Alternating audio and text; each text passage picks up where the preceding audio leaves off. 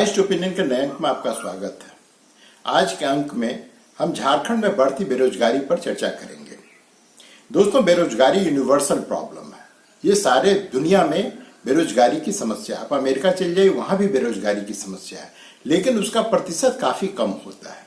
जब बेरोजगारों की संख्या किसी भी राज्य में या किसी भी देश में हद से ज्यादा बढ़ जाती है, तब लोग इसको समस्या मानते हैं और तब इस पर चर्चा होना प्रारंभ होता है और तब वहां के जो बेरोजगार युवा होते हैं वो आंदोलित होते हैं। झारखंड कोई अछूता राज्य नहीं है। यहाँ पर हमेशा से बेरोजगारी की समस्या रही है। जब झारखंड का निर्माण 2000 में किया गया था, अब 24 साल हो गए झारखंड को बने हुए, एक राज्य के रूप में बने हुए। तो ये माना गया था चूंकि यहाँ पे बहुत सारे कल कारखाने हैं, उद्योग धंधे हैं, माइंस हैं, तो यहाँ पर बेरोजगारी की समस्या खत्म हो जाएगी। लेकिन हुआ इसके विपरीत। यहाँ पर जब भी नियुक्ति की कोई भी प्रक्रिया प्रारंभ हुई तो उसमें घोटाला या कुछ न कुछ नीतिगत त्रुटि के कारण कोर्ट के शरण में लोगों को जाना पड़ा, जिसके कारण कभी भी ढंग से यहाँ पे नियुक्ति की प्रक्रिया पूरी ही नहीं हो पाई। और जो हो भी पाई वो भी जांच के दायरे में है या फिर कोर्ट में केस चल रहा है। जैसा कि आपको पता ही होगा कि यहाँ पे जेपीएससी 1 और जेपीएससी 2 की जो परीक्षाएं हुई थी वो आज भी जांच के दायरे में है। आज भी सीबीआई उस पर जांच कर ही रही है। लेकिन आज बेरोजगारी पर हम उतना कि क्यों बेरोजगारी, हम उस पर उतनी बात नहीं करेंगे। उससे ज्यादा बात हम इस पर करेंगे कि बेरोजगारी और झारखंड में उससे होने वाली राजनीति, उस पर हम चर्चा करेंगे। दोस्तों, जब हेमंत सोरेन 2019 में मुख्यमंत्री बने थे तो उन्होंने कहा था कि मैं अगले 2 साल में कम से कम 5 लाख लोगों को रोजगार दूंगा। आप वो वीडियो देख लीजिए पहले। सरकार बनने के 2 साल के अंदर 5 लाख झारखंडी युवकों को सरकारी नौकरी। हेमंत सोरेन ने बोली थी 5 लाख सरकार 5 लाख जॉब देंगे, 5 जॉब दी 1 साल में। उनको तो सत्ता त्याग देना चाहिए। यदि अपने आप में थोड़ा तो विस्तार में। यहाँ पे हेमंत सोरेन स्पष्ट कह रहे हैं कि हम अगले 2 साल में 5 लाख लोगों को रोजगार देंगे और अगर रोजगार ना दे पाए या फिर जिनको रोजगार नहीं मिल पाएगा उनको हम जो है बेरोजगारी भत्ता देंगे। 4.5 साल गुजर चुकी है और अब जो है इनका कार्यकाल समाप्त होने वाला है। और जैसा यहाँ के बेरोजगार युवा दावा करते हैं, आज तक इन लोगों ने 5 नौकरी भी दी है या नहीं दी है, इस पर भी संदेह है। पता नहीं इन्होंने कितनी नौकरी दी है, लेकिन लोगों का स्पष्ट कहना है कि यहाँ पे कोई भी परीक्षा जो है वो कभी भी, जिसको बोलते हैं, शुचिता के साथ संपन्न नहीं हो पाती है। उसमें घोटाला या भाई भतीजावाद, इस सब का आरोप यहाँ पर हमेशा लगता रहा और ये कोई नई बात नहीं है यहाँ के लिए। कल ये प्रेस के सामने जो है हेमंत सोरेन आए और वहां पे लोगों ने इनसे बेरोजगारी पर सवाल पूछ दिया। अब सवाल पूछते ही ये वहां से निकल लिए। लेकिन प्रश्न उठता है कि क्या आप उस पर कोई जवाब नहीं देंगे या आप खामोश रहेंगे, उससे समस्या का हल हो जाएगा। पहले कल क्या हुई थी आप उसको देख लीजिए। मुख्यमंत्री जी, यूथ जो है काफी उम्मीद में है, थोड़ा चिंतित भी है। क्या कुछ मैसेज आप देना चाहेंगे? रोजगार सर वो भी आपने स्पष्ट देखा कि वो प्रश्न का उत्तर देना ही नहीं चाहते हैं, क्योंकि अब उनको भी पता है कि अब जो है जो ये समस्या है ये हाथ से निकल चुकी है। ये जो मुद्दा है ये हाथ से निकल चुकी है। अब इस पर इनके पास कहने को कुछ भी बाकी नहीं बचा है। हालांकि पिछले दिनों जब कल्पना सोरेन दिल्ली गई हुई थी तो वहां पर एक पत्रकार ने उनसे पूछा था, तो उन्हें काफी ईमानदारी से कहा कि मैं सच कहूं, मुझे इसके बारे में कुछ पता नहीं है। लेकिन हेमंत सोरेन ये भी नहीं कह सकते हैं कि उनको इसके बारे में कुछ पता नहीं है, क्योंकि वो तो खुद ही वादा किए थे कि मैं 5 लाख नौकरी दूंगा और अगर नौकरी ना दे पाया तो मैं बेरोजगारी भत्ता दूंगा। लेकिन इसमें से तो कुछ भी अभी तक तो नहीं हुआ है। यहाँ पर इनके पास बहाना हो सकता है, हालांकि उस बहाना का इस्तेमाल अभी तक हेमंत सोरेन ने नहीं किया है। लेकिन वास्तविकता ये है कि जब ये 2019 दिसंबर में जब ये मुख्यमंत्री बने, उसके बाद जो है पूरा का पूरा देश कोरोना के चपेट में आ गया था। तो स्वाभाविक है कि अगले 2 साल तक तो ये चाह कर भी कुछ कर नहीं सकते थे।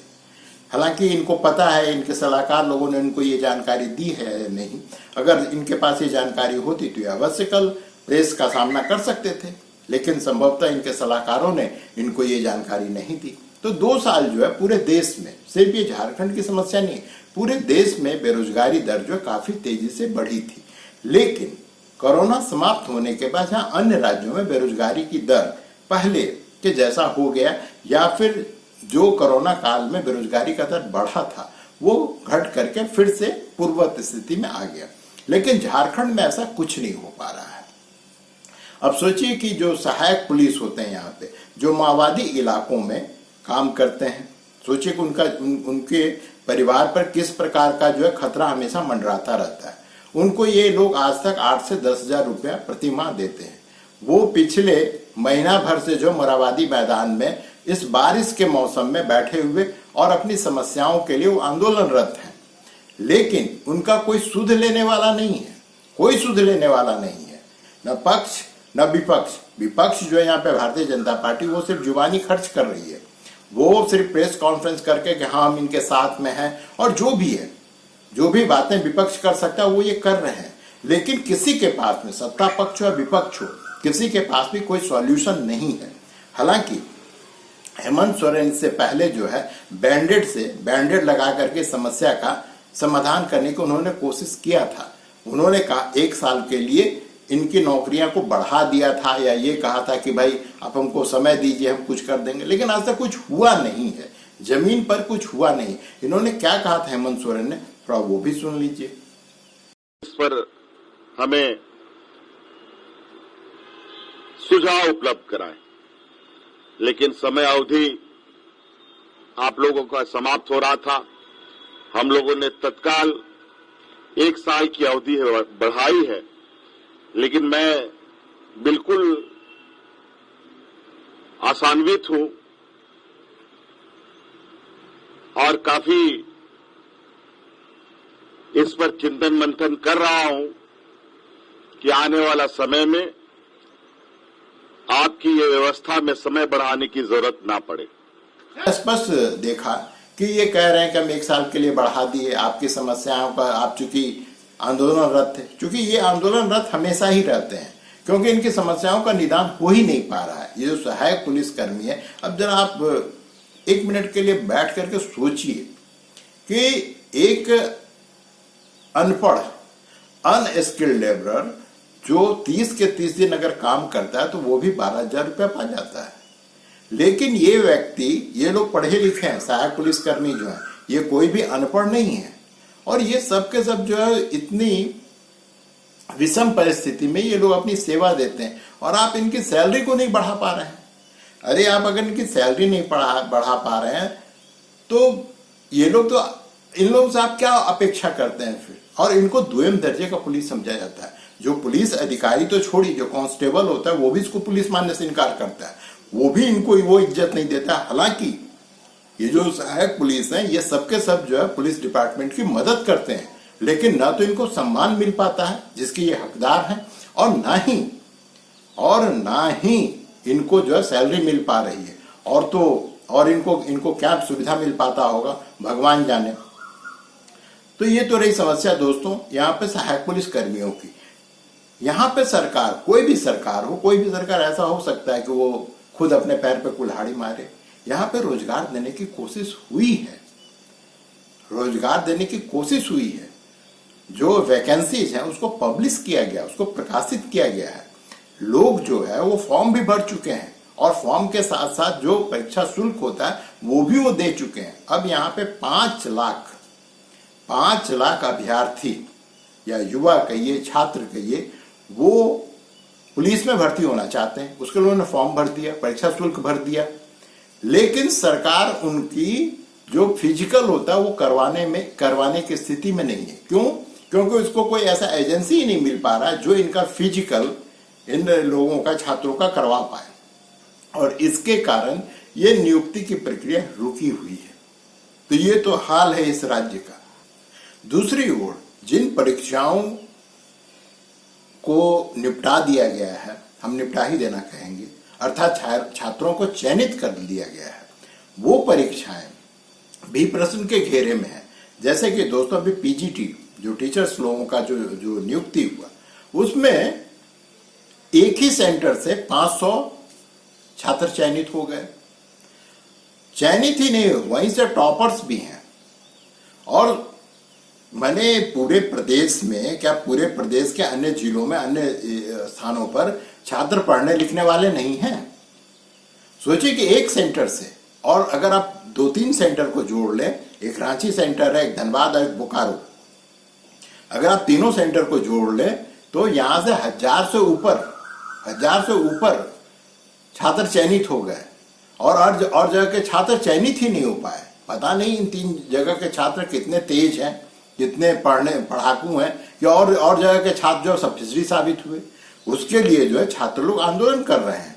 जब आंदोलन की गति तेज हुई, या ये कहिए कि यहाँ पर जो सत्ता परिवर्तन होना प्रारंभ हुआ, अर्थात चंपई सोरेन से त्यागपत्र दिलवाया गया और हेमंत सोरेन मुख्यमंत्री बने। अब ये कारण था या नहीं था, लेकिन जो नियुक्ति पत्र बंटने वाला था वो कार्यक्रम को स्थगित कर दिया गया है। छात्र आंदोलनरत हैं और उनमें से कुछ छात्रों के आप उद्गार सुनिए कि वो किस प्रकार से सरकार पर आरोप लगा रही है भाई भतीजावाद का और हर पद को बेचने का। हेमंत सोरेन और चंपा सोरेन की सरकार जो है इसी तरह से सीट बेच के हम लोग को बर्बाद करने के लिए तुली हुई है। छात्रों की दुर्भाग्य है कि ऐसी सरकार बनी है जो नियुक्ति वर्ष कह के हम लोगों को छलने का काम किया है और सारा सीट 18 से 20 लाख 25 लाख में बेच दिया है। वही शिक्षक जो बनने जा रहे हैं 18 से 20 लाख वाले, वो क्या पढ़ाएंगे, क्या क्वालिटी देंगे बच्चों को? वो गरीब गुरबा बच्चा सरकारी स्कूल में जो पढ़ाएंगे उसके बच्चे उसका भविष्य बर्बाद कर देंगे, चौपट कर देंगे। और दावा करते समझिए आने वाला झारखंड का 30 पीढ़ी बर्बाद होने वाला इस सरकार के कारण। चेकिंग चल रहा है, जिसे बोली चल रहा है, हम 15 लाख देंगे, हम 20 लाख देंगे, नौकरी पर नौकरी बांटी जा। तो ये तो हुई दोस्तों बात छात्रों की जो चयनित नहीं हो पाए हैं। लेकिन इसके विपरीत झारखंड बड़ा विचित्र सा राज्य है। यहां पर करीब 4 महीना पहले जो है कुछ इंजीनियर्स को नियुक्ति पत्र बांटा गया था, और नियुक्ति पत्र बड़े गाजा बाजा के साथ बांटा गया था, और लोगों ने भी, लड़कों ने भी मान लिया कि भाई हाँ हम इंजीनियर बन गए, अब हमको नियुक्ति मिल गई। लेकिन दोस्तों आप हैरान हो जाएंगे ये जान करके कि पिछले 4 या 5 महीना गुजर जाने के बाद भी आज तक उन छात्रों को कहीं भी पदस्थापित नहीं किया गया, अर्थात उनको ज्वाइन नहीं करवाया गया। ज्वाइन नहीं करवाया गया तो उनको सैलरी भी नहीं मिल रही। तो भैया आप जो कह रहे हैं कि बेरोजगारों की संख्या कम हुई, कहां से बेरोजगारों की संख्या कम हुई? ये तो बेरोजगार जो हैं वो ये भी नहीं कह सकते कि मैं अब बेरोजगार हूं, क्योंकि आपको नियुक्ति पत्र तो मिल गया है। लेकिन मजे की बात यह है कि जो नियुक्ति पत्र मिलने के बाद में आपको सैलरी मिलनी चाहिए थी या अन्य सुविधाएं मिलनी चाहिए थी, वो तो आपको कुछ मिल नहीं रहा है। अब ये तो बड़ी अजीब सी स्थिति इनकी सामने सुंदर वाली है। ये बेरोजगार हैं या रोजगार वाले हैं, ये उनको खुद भी पता नहीं है। तो ये तो हाल है दोस्तों झारखंड का। लेकिन इसके लिए क्या सिर्फ आप हेमंत सोरेन को दोषी ठहरा सकते हैं? मेरा कहना है दोस्तों नहीं।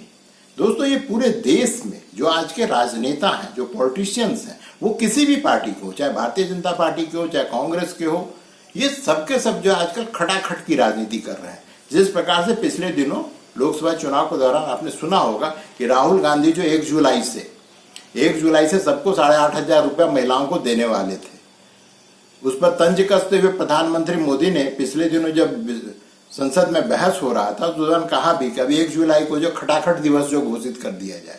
तो ये खटाखट दिवस जो सिर्फ राहुल गांधी तक सीमित नहीं है, ये हर पॉलिटिशियन के साथ में है। जब उसको सत्ता प्राप्त करना होता है, जैसा कि आज इस कार्यक्रम के शुरू में आपने देखा, तो हर कोई 5 लाख, कोई 10 लाख, कोई 20 लाख नौकरी देने का दावा करता है।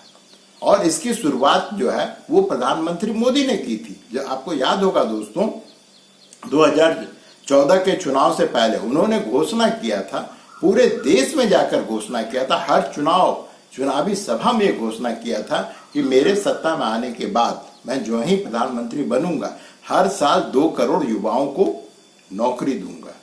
क्या वो वादा वो पूरा कर पाए? दोस्तों उत्तर है नहीं। तो यही स्थिति जो है उनको कॉपी करके अब हर राज्य में जो भी राजनेता है हर पार्टी जो है यही दावा करता है, हम 205 लाख नौकरी देंगे, हम 10 लाख नौकरी देंगे। ये संभव ही नहीं है।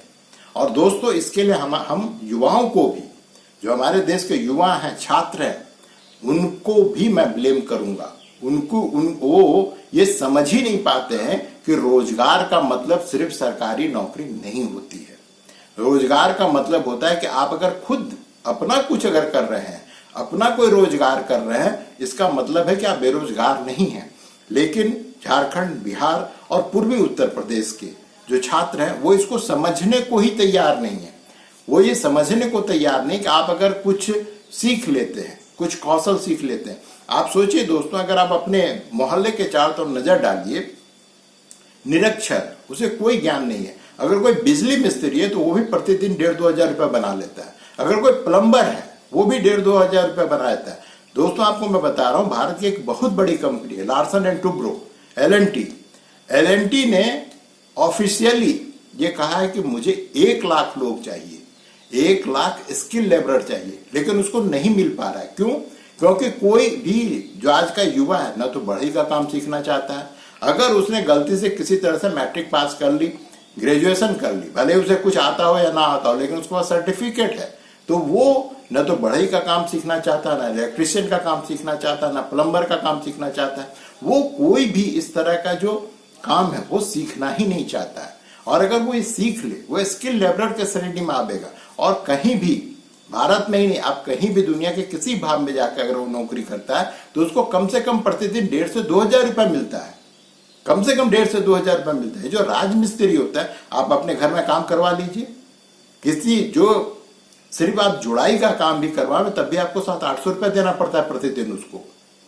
तो दोस्तों, स्थिति ये है कि इसमें गलती हमारी भी है, हमारे युवाओं की भी है कि हम जो है ये जो बेरोजगारी का प्रश्न है उसको इतना विकराल बना चुके हैं। हम ये सोचते हैं कि सिर्फ जो सरकारी नौकरी जो होता है, जिसमें पेंशन मिलता है और जिसमें काम करो या ना करो आपको 30वें दिन सैलरी मिलता है, सिर्फ वही काम है। जबकि दोस्तों, आज के तारीख में अगर आप खुद अपना व्यापार कर रहे हैं, खुद ही आप कोई रोजगार कर रहे हैं, कोई भी काम कर रहे हैं, आप चाहें तो पैसा जमा करके 60 साल के बाद पेंशन प्राप्त कर सकते हैं। इसके लिए कई सरकारी योजनाएं भी हैं।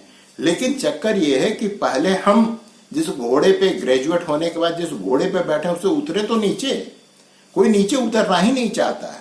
तो जब तक आप नीचे नहीं उतरेंगे आपको कभी रोजगार नहीं मिलेगा। जो ही आप 30-35 साल के हो जाएंगे उसका ढंढनाते घूमेंगे। क्यों? क्योंकि आप किसी काम के नहीं है। आपके पास में सिर्फ और सिर्फ एक ग्रेजुएशन का डिग्री है जिसका कोई वैल्यू आज के तारीख में नहीं है। और हमारे देश का यूनिवर्सिटी बेरोजगारों की भीड़ पैदा कर रहा है क्योंकि आपको कुछ आता ही नहीं है। आपको अगर माना जाए, जो व्यवहारिक रूप से सोचा जाए, तो आपको कुछ आता ही नहीं है और आपकी चाह है कि हमको रोजगार दे दे सरकार, भले ही वो चपरासी हो। चपरासी की वैकेंसी में भी आजकल लाखों लोग और पढ़े लिखे ग्रेजुएट MBA वाले लोग उसका फॉर्म भरते हैं। स्थिति देश में ये है। लेकिन कोई कुछ काम सीखना नहीं चाहता है, कोई कुछ काम सीखना नहीं चाहता है। और जो ये आरक्षण का झुंझुना जो आ गया, उसके बाद से जो लोग, यहाँ पे आप बुरा मत मानिएगा, जो कुछ जातियां थी पहले से, लोहार का बेटा लोहार बन जाता था, वो काम करना नहीं चाहता। बढ़ई का बेटा घर में बैठ करके बढ़ई का स्किल सीख जाता था, वो अब ये नहीं सीखना चाहता, उसको रोजगार चाहिए। तो हुआ ये है कि बेरोजगारों की भीड़ तो बढ़ रही है, लेकिन जो भीड़ बढ़ रही है उस भीड़ के पास में क्वालिटी नहीं है। आपको मेरी बात सुनकर गाली बकने का मन कर रहा हो, आप गाली बकिए, लेकिन दोस्तों वास्तविकता यही है। इसलिए किसी सरकार पर, चाहे वो हेमंत सोरेन हो, कल बाबूलाल मरांडी हो, परसों हेमंत सोरेन हो, जिसकी भी सरकार हो, आप उसको पूर्णतः दोषी नहीं करार दे सकते। लेकिन कुछ जो मामले हैं जिनके लिए आप सरकार को दोषी ठहरा सकते हैं।